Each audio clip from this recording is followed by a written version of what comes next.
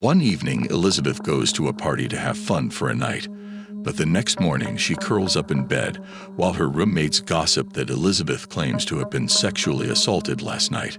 Sonny calls her while she's in bed and tells her he misses her, but Elizabeth shuts him down, saying it's creepy for him to talk to her like that, and tells him never to contact her again. Elizabeth tells the police that her psalter was stolen, but the police tell her that she does not have enough evidence to file a case. Her mother comforts her by telling her that she believes in her and that men will try to steal from her many times in her life, but she should not let it bother her. Elizabeth decides to move on with her life and comes up with the idea of a blood testing device to make healthcare more accessible. This is how Theranos was born. She asks her parents to invest in the company, saying that she will be dropping out of Stanford and that her tuition money can be used to fund the company instead. One day, a stray bullet hits Elizabeth's car outside of her office, and she almost gets shot. In a panic, she calls Sonny, who comes to her office to find her crying on the floor. At that time, Sonny says that he will help her find the person who shot her. He will always protect her, and in the next scene, before they know it, they are kissing. Elizabeth has hired a team of experts, including Edmund Koo, Rakesh Madhav, and chemist Ian Gibbons, to make a machine for her idea, the RDX Metabolic Profiler. Are you enjoying this video? Click subscribe. You would be helping me continue to create more sexy movie recaps just like this for you. And the power goes out because Elizabeth has not paid the electric bill on time. Elizabeth is in financial trouble, so she goes to Professor Robertson for help. However, when Robertson tells her that Don Lucas, a millionaire, shows up unannounced at her office and asks to see the working prototype, when Elizabeth tells him that it is not ready yet, he gets up to leave, but she stops him and gives a moving speech about how the blood testing industry is run by big companies that want to make money.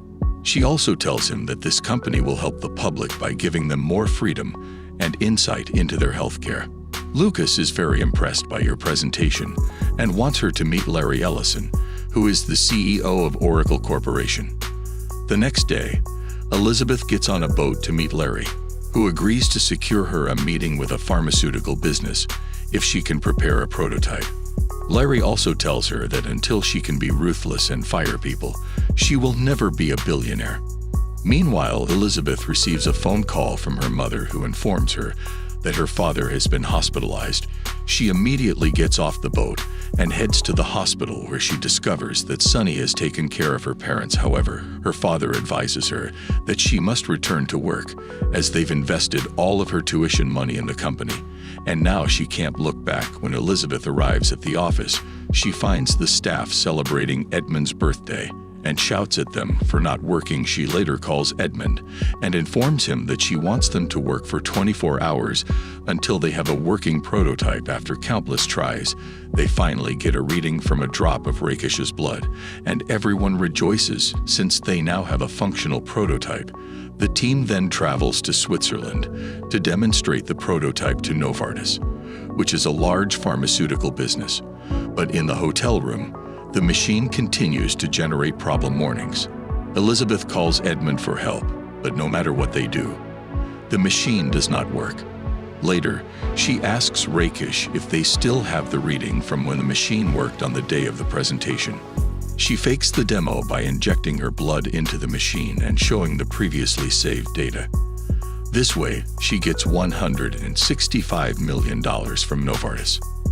At the office, everyone celebrates the success, and Elizabeth gets a raise. Sonny then tells her in no uncertain terms not to tell anyone else about this as the business grows. Elizabeth has brought on famous Apple employees like Anna Areola and Avi Tation, as well as other powerful people. Later, her mother tells her that her old neighbor, Richard, is trying to hurt her business out of spite. At first, Elizabeth does not think much of it, but she later finds out that Richard has patented a home blood testing device that she must buy from him anyway. In the meantime, she has to deal with a lot of other problems. Elizabeth keeps misleading the board members and puts off showing them the working version. AV thinks that the company has not met its obligations to Novartis, but she lies and says that they have a lot of pharmaceutical interests and are doing a trial with Pfizer on real patients. On the other hand, Elizabeth and Sonny's relationship is falling apart because she is slowly being pushed out of her business world. Sonny decides to look into Theranos while Elizabeth is on a business trip, but he is shocked to find out that she is 10 years away from Elizabeth, hires a stranger named Brendan Morris to come up with a different version of the device. When she decides to go with this version, disagreements arise among the team members, and some of them, like Edmund and Anna, leave the company or get fired. AV tells Don Lucas that he is worried because Theranos does not have contracts or facts to back up Elizabeth's claims. Don, on the other hand, tells AV that he should trust her because she runs the company. He tells AV that if he does not trust her, he can resign from the board of directors, which AV agrees to do. Eventually, the board members start to notice Elizabeth's incompetence, and Don Lucas calls for a vote of no confidence in Elizabeth as CEO. The board then decides to remove Elizabeth as CEO, but Elizabeth begs the board to let her keep Grant. By doing this, she convinces the board to keep her as CEO, and she can also fix her rocky relationship with Sonny. A few months later, Elizabeth goes to Walgreens offices with Sonny, the new CEO, to make a deal to sell Theranos products in their shops. Dr. Rosen is the medical head at Walgreens, and he meets them when they come to make their pitch. Elizabeth charisma and charm and pressure him, but they have to convince Walgreens CFO Wade Miquelon, who has sent his lab specialist Kevin Hunter to check Theranos' laboratories because the machines are still broken. Elizabeth and Sonny do everything they can to keep them out of the lab. Elizabeth makes up a story about how she does not want to show Kevin her lab because he used to work for Quest Diagnostics and they might try to copy her. However, Wade says that they will not move forward with the deal until they can see the lab. On the other hand, Ian Gibbons, Theranos' head chemist, finds out about Project Beta and goes to see Channing Robertson, an old friend, and Elizabeth tells Wade that they are not eager for a deal because they are also talking with the CEO of a store called Safeway, Stephen Bird. The next day, both Walgreens and Safeway showed up at the site. Elizabeth says that she has chosen not to go through with the deal with Theranos. Walgreens believes that she may have gone forward with Safeway, but they later find out that she has refused them as well. Elizabeth and Sonny come from the office discussing a flight to Boston. Seeing this, they believe that Theranos may be making a deal with CVS Pharmacy in Boston, which is their main competitor. They both agree that Elizabeth may be bluffing about the CVS Pharmacy, but they can't take the chance if it's true, so even without inspecting the lab or the working prototype, Walgreens and Safeway agree to the deal with Theranos. Fast forward to 3 years, and Walgreens has grown irritated by the machine's regular failures and delays, and as always Elizabeth stalls the questioning, stimulating reality with empty promises and clever words. However, Wade sets a strict 6-month timeline for Elizabeth to complete the first wellness centers, where the deal will be terminated. On the other hand, Elizabeth is suing Richard to have his patent revoked, which compels Theranos to buy his invention for a remote blood test. They're both too proud to give up the fight, and finally Richard comes up with an idea. He goes through Theranos' patient records and discovers that Ian Gibbons' name appears on almost all of them, so he mails Ian with a subpoena. Meanwhile, Ian is becoming increasingly depressed after working at a desk for 3 years, unable to do the chemistry work he's supposed to. When he receives the subpoena, he becomes scared and consults with Theranos' legal advisor. Ian wants to tell the truth, but he is afraid of getting sued by Theranos. At the same time, he does not want to lie because he does not want innocent people to get hurt. Next, Sonny is annoyed that Elizabeth agreed to a September deadline when they are still far from having a working machine. He tells her that she is avoiding responsibility and that she should focus on the machine instead of marketing. Later, a well-known board member named George Schultz introduces Shin tells Sonny that they will launch it in steps, and for part 1, they will change how the Siemens machine works. Are you enjoying this video? Click subscribe. You would be helping me continue to create more sexy movie recaps just like this for you. Elizabeth has hired a well-known lawyer named David Boyce to defend her in her case against Richard. As Theranos' lawyer, Ian is getting more and more upset. Linda writes a letter saying that he is sick and that he has a drinking problem. She asks Ian to sign it so that he will not have to go to court. Ian knows that if he signs it, he will not be able to get other jobs and that it will hurt his reputation. When Ian's wife wakes up the next morning and looks for him, she finds him dead on the bathroom floor. When Elizabeth hears about Ian's death, she seems upset at first because Richard's case is closed because he cannot witness anymore. Later, Theranos security comes to Ian's house to get all of his work stuff while his wife watches in terror. Elizabeth gives a speech to let everyone know that their new machine will be available at Walgreens in 48 hours. Tyler walks in to start his first day and Mark, the new lab head, greets him. Ian, who was there to witness, is no longer living. David says that he will drop the case against Richard if he gives up the patent. Richard reluctantly agrees, but he tells David that he will find out what Elizabeth is hiding and expose her to the world. He then calls Dr. Phyllis Gardner of Stanford University to ask about Elizabeth, and she tells him that Elizabeth has always been a fraud. It is now 2013, and Elizabeth has hired the famous documentary filmmaker Errol Morris to make ads for Theranos. Walgreens is now using Theranos machines without knowing anything about their flaws. Meanwhile, Richard is still angry and doing everything he can to bring Elizabeth down. He tells Wall Street Journal reporter John Kerry that the entire Theranos company is a fraud, but John tells Richard that he needs a better source and stronger evidence to make this claim. Richard and Dr. Phyllis go to Ian's house to talk to his wife, Rochelle. Rochelle admits that Ian kept saying that Elizabeth had not invented anything, but her name is still on the patents as an inventor. They call John again, but he says he will need more proof because Ian's words are not written down. Richard tries to get in touch with people on LinkedIn in the next scene in the hopes that someone from Theranos will show up and talk. Erica Chung, a big fan of Elizabeth, starts her job at Theranos. She works with Tyler in the lab, where she sees that the lab is split into two parts, one for real tests and the other for practice tests. She is confused, so she asks her boss, Dr. Mark, what is going on? He changes the subject right away to avoid more problems. Tyler tells her that the real tests are done in a secret lab called Normandy. A few days later, Erica is moved to Normandy, where the real tests are done one night while she is working alone. Erica realizes that the test results of live patients are being changed and that there is no sticker on every Siemens machine.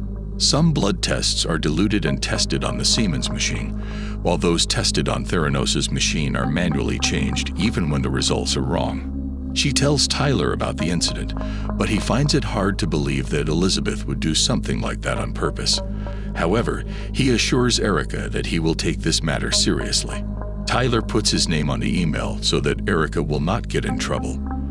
The next morning, Sonny calls Erica and Tyler into his office and fires Tyler right away.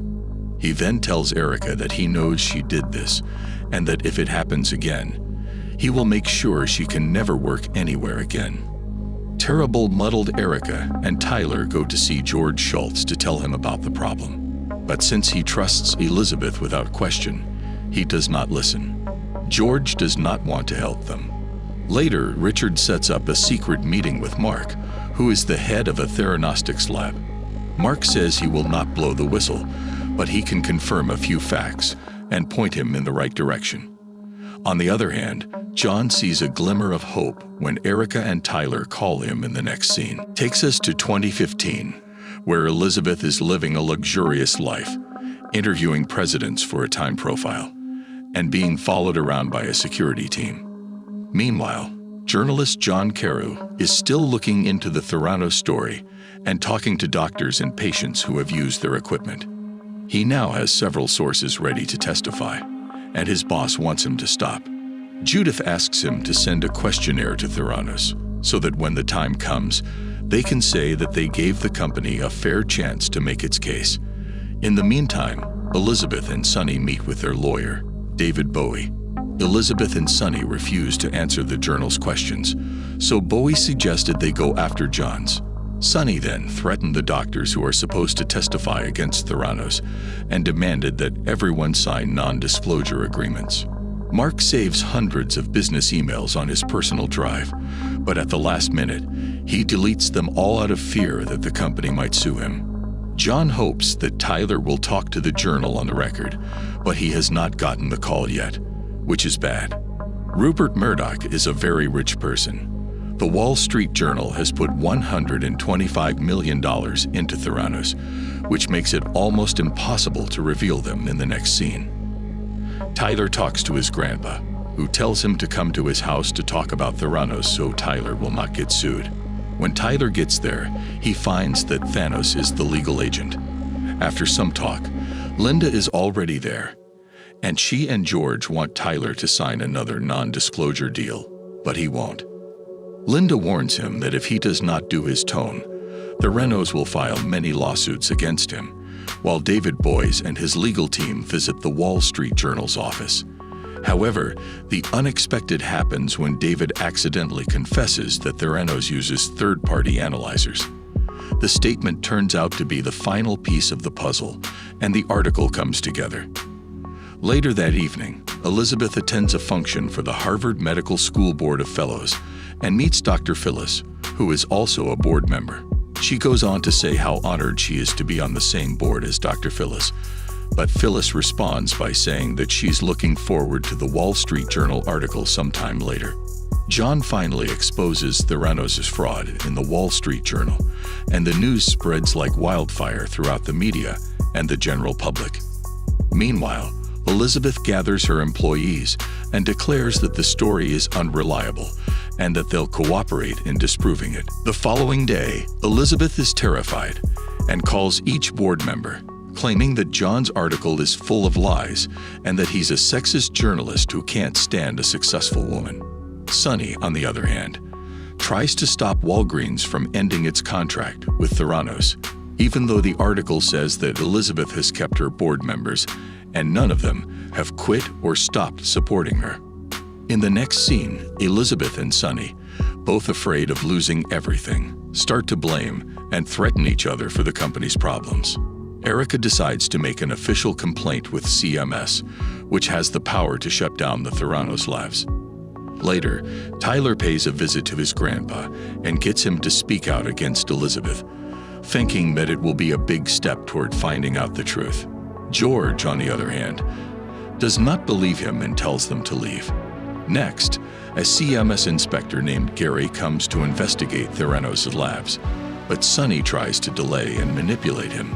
Gary finishes the report in February 2016, which says that all Theranos lab activities must stop for 2 years. Elizabeth accuses Sonny of everything and tells the board members that she had no idea what was going on. One morning, Sonny wakes up to find that Elizabeth has attended an early morning board meeting without telling him. It turns out that she told the board of Sonny's decision to leave the company. After that, as Elizabeth is getting ready to leave, he yells at her and threatens her, but he knows that exposing her will also be his downfall in the next scene. George goes to John's office and tells him that he was wrong to say bad things about his own son. He says that he does not want to be a spy against Theranos, but he does give the writer a statement that protects Tyler's reputation. Elizabeth tries to fix things by giving a long interview to the media, but it does not help.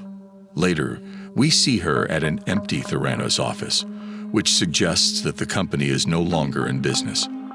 Later, her former lawyer, Linda, tells her that if she is found guilty of the accusations against her, she could face up to 20 years in prison, but Elizabeth still says she has not done anything wrong and walks away. As the series ends, we find out what happened to Elizabeth and what happened to she has been charged with 3 counts of wire fraud and 1 count of conspiring to commit wire fraud. She is still free while she waits to be sentenced, but she could go to jail for up to 20 years. She lives in California with her husband, Billy Evans, and their son. Did you enjoy the video? Click subscribe.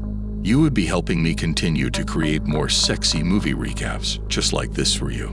Now click this video to enjoy another daily sexy movie recap. You won't want to miss out on its shocking and satisfying ending.